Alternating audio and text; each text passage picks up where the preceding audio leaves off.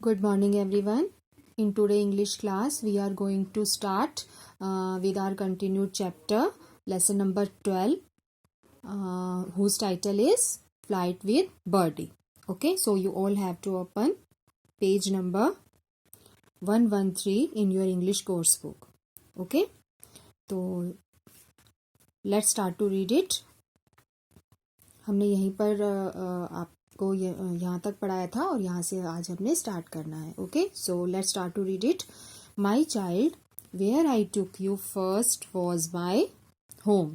अब वो जो लड़की थी जीनिया, उसने जब उस बर्ड से पूछा कि हम कहाँ कहाँ गए थे, सबसे पहले हम कहाँ गए थे, तो उस बर्ड ने आंसर दिया कि जहाँ पर मैं तुम्हें सबसे पहले लेकर गया था वो मेरा घर था. द लैंड ऑफ लाइफ, जहाँ पर मेरी जिंदगी बसती है.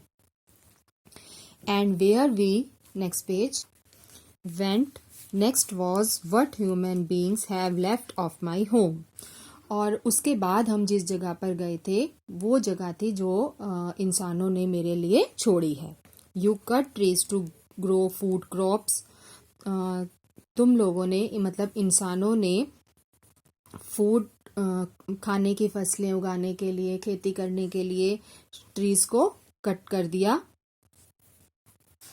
And then you waste the food in your plates. मतलब खाने को उगाने के लिए उन्होंने ट्रीज को कट करके हमारा घर छीन लिया और तुम जो हो उसी खाने को अपनी प्लेट में वेस्ट करती हो, जूठा छोड़ती हो.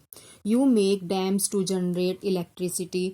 तुमने बड़े बड़े डैम्स बनाए इलेक्ट्रिसिटी को जनरेट करने के लिए. And then you waste electricity in your Holmes.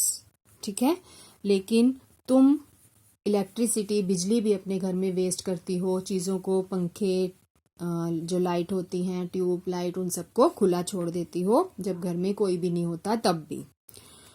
You waste water and dirty your surroundings, killing all the other life forms on the earth. तो तुम पानी भी वेस्ट करती हो और अपने आसपास भी गंदगी फैलाती हो. तुम मतलब धरती पर जो और जिंदगियां हैं उन्हें भी तुम मार रही हो. The bird flew away as suddenly as it had come.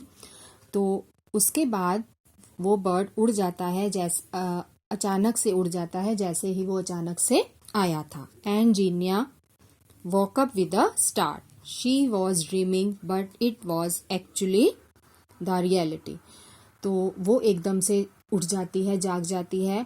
Actually हो क्या रहा था कि वो एक सपना देख रही थी, लेकिन वो एक सपना तो था, वो सोए हुए सपना तो देख रही थी, लेकिन ये एक असली वास्तविकता थी, असली रियलिटी थी, क्योंकि उसे अब सबक मिल चुका था. जो बर्ड उसके सपने में आकर उसको देकर गया था कि इंसानों ने पक्षियों का रहने के लिए जो ट्रीज होते हैं उनको कट कर करके खाने का अपना प्रबंध किया. डैम्स बना दिए बड़े बड़े इलेक्ट्रिसिटी जनरेट करने के लिए. और हम लोग क्या करते हैं, पानी भी वेस्ट होता है, करते हैं, खाना भी वेस्ट करते हैं, इलेक्ट्रिसिटी भी वेस्ट करते हैं. तो हम में से किसी को भी ऐसा नहीं करना चाहिए. तो अब जीनिया भी ये सब बातें समझ चुकी थी. ठीक है, उसके बाद बच्चों ये वर्ड हेल्प जो है ये आपका होमवर्क है. ये आपने इंग्लिश की अपनी नोटबुक में करना है. तो एक बार मैं आपको अच्छी तरह से इसको रीड करवा देती हूँ. रसल्ट मूव्ड मेकिंग नॉइज. मतलब हाँ, तो फर्स्ट है रसल्ट मूव्ड मेकिंग नॉइज. ऐसी मतलब जो चीज चलते हुए शोर करती है. ठीक है. हेसिटेंट नॉट विलिंग, इच्छा ना हो. जनरेट मेक नॉइज, शोर मचाना. सेटल्ड सेट, बैठना. एनगुल्फ कवर, किसी भी चीज को ढक देना. डिमांडेड मतलब आस्क्ड, पूछना. ठीक है, तो ये आपका होमवर्क है जो आपने अपनी इंग्लिश की नोटबुक में करना है. तो चलिए हम थोड़ा सा इसका एक्सरसाइज वर्क भी कर लेते हैं. Next page, story comprehension. Tick the correct option in each case. आपका ऑप्शन गिवन है, तो उसमें से जो करेक्ट होगा वो आपने टिक करना है. Zinnia was a very dash girl. Clever, naughty, timid. क्या था? नॉटी। ठीक है, तो हम नॉटी पे टिक कर देंगे और आप यहाँ पर नॉटी लिख लेना, NAUGHTY, नॉटी। ठीक है। Second point is a dash came to her in the garden, bird, snake, fairy. क्या उसके गार्डन में कौन आया था? बर्ड। तो हम बर्ड पे टिक कर देंगे और यहाँ बर्ड लिख देंगे। Zinnia wasted food and water, electricity and food, electricity and water. तो वो क्या वेस्ट करती थी? Food and electricity.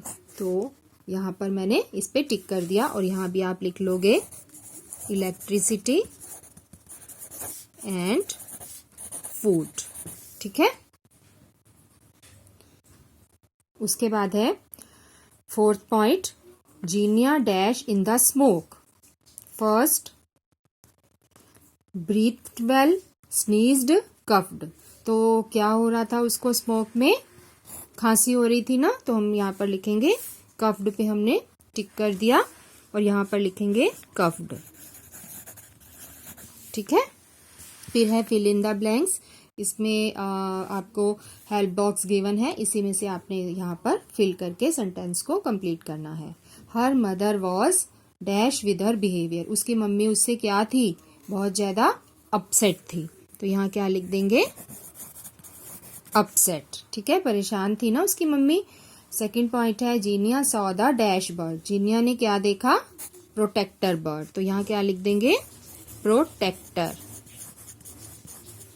ठीक है। फिर है आपका next, electricity is made from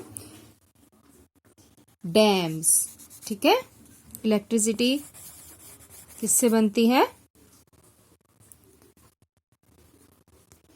जो डैम्स में पानी होता है। फोर्थ है they were covered in a cloud of, वो सारे किससे कवर हो गए? एक बादलों के किससे? स्मोक से। ठीक है, तो यहाँ क्या लिख देंगे? Smoke, SMOKE, smoke. ठीक है। We dash electricity and water, हमें क्या करना चाहिए? तो यहाँ क्या आएगा?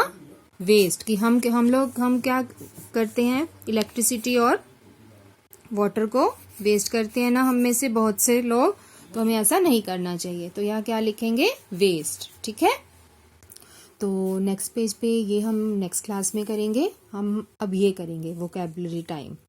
डे पार्ट है इसका, name these beautiful things that we see in nature. तो हम अपनी जो प्रकृति है उसमें जो जो हम ब्यूटीफुल सुंदर सुंदर चीज़ें देखते हैं, उनकी कुछ की पिक्चर्स यहाँ पे दी गई हैं जो हमें प्राकृतिक रूप से देखने को मिलती हैं। तो उनके हमने यहाँ पर नेम लिखने हैं। जैसे कि ये क्या है? माउंटेन्स। तो हम यहाँ क्या लिखेंगे? माउंटेन्स। ठीक है। और ये क्या है? रिवर। ठीक है। ये क्या है? एक तालाब है, तो हम इसको लिखेंगे पोंड, POND, पोंड। ठीक है, पोंड। उसके बाद ये है हमारा लेक, LAKE, लेक। ठीक है। ये क्या है? ये देखा आपने, स्नोफॉल हो रही है। तो देखा आपने, ये स्नो है सबके ऊपर, तो हम यहाँ क्या लिखेंगे? स्नो। ठीक है।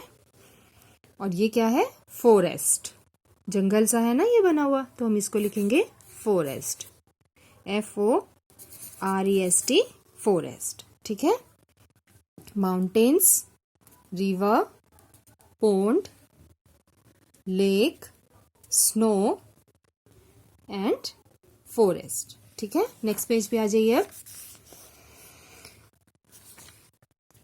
तो नेक्स्ट पेज पे read the following group of words as black as coil.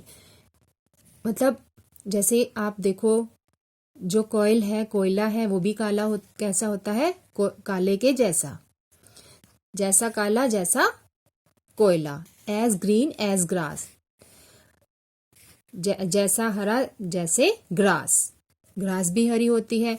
तो आपने देखा, हमने इन चीज़ों का जो है वो कंपैरिजन किया, लेकिन बिल्कुल उससे मिलती जुलती चीज से, चाहे वो कलर में हो, चाहे वो शेप में हो, तो हम किसी चीज का कंपैरिजन करेंगे किसी चीज से, लेकिन उससे मिलती जुलती चीज से।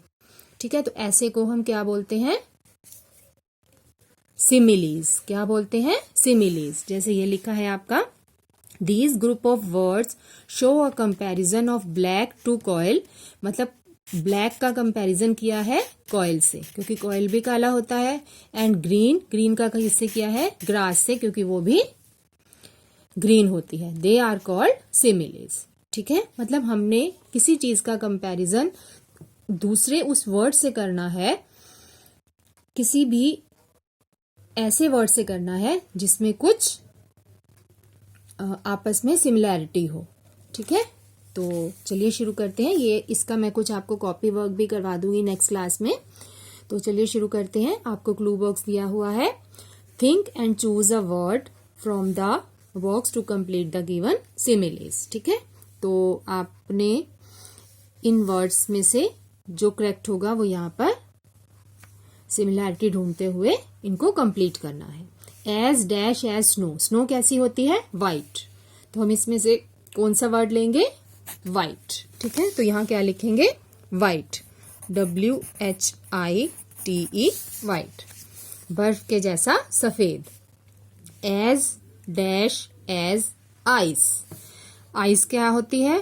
कोल्ड होती है, तो बर्फ के जैसी ठंडी, COLD, cold. As dash as a circle, circle कैसा होता है? गोल, राउंड, तो हम क्या लिखेंगे यहाँ पर? राउंड, ROUND, राउंड, सर्कल के जैसा गोल। As dash as a feather, feather soft होते हैं, तो हम यहाँ क्या लिखेंगे? Soft, SOFT, soft. ठीक है, उसके बाद है as dash as the sun, ये क्या आएगा? ब्राइट, सूरज के जैसे ब्राइट, चमकता हुआ, BRIGHT, ब्राइट। तो ये थे हमारे सिमिलीज। ठीक है, तो यहां तक मैंने आज आपको करवाया है। कॉपी वर्क आपका वर्ड मीनिंग दिए हैं, बाकी का काम बुक वर्क का हम नेक्स्ट क्लास में करेंगे। अब आप सब इंग्लिश की अपनी नोटबुक्स निकाल लीजिए, मैं उसमें आपको इस लेसन के डिफिकल्ट वर्ड्स करवाऊंगी। ठीक है, तो ऊपर हम लिखेंगे वैसे ही कॉपी में लेसन 12 डिफिकल्ट वर्ड्स, फिर लेसन का नेम मेंशन करेंगे, फ्लाइट विद बर्डी। ठीक है, 10 डिफिकल्ट वर्ड्स हैं, तो एक बार रीड करवा देती हूँ आपको। First word is tightly, electricity, surroundings, actually, engulf, dreaming, feathers, naughty, careless, wandered। तो ये थे हमारे 10 डिफिकल्ट वर्ड्स। एक बार मैं आपको दोबारा से रीड करवा देती हूँ। वर्ड्स कुछ लेंथी हैं, तो आपको दिक्कत नहीं आ रही पढ़ने में।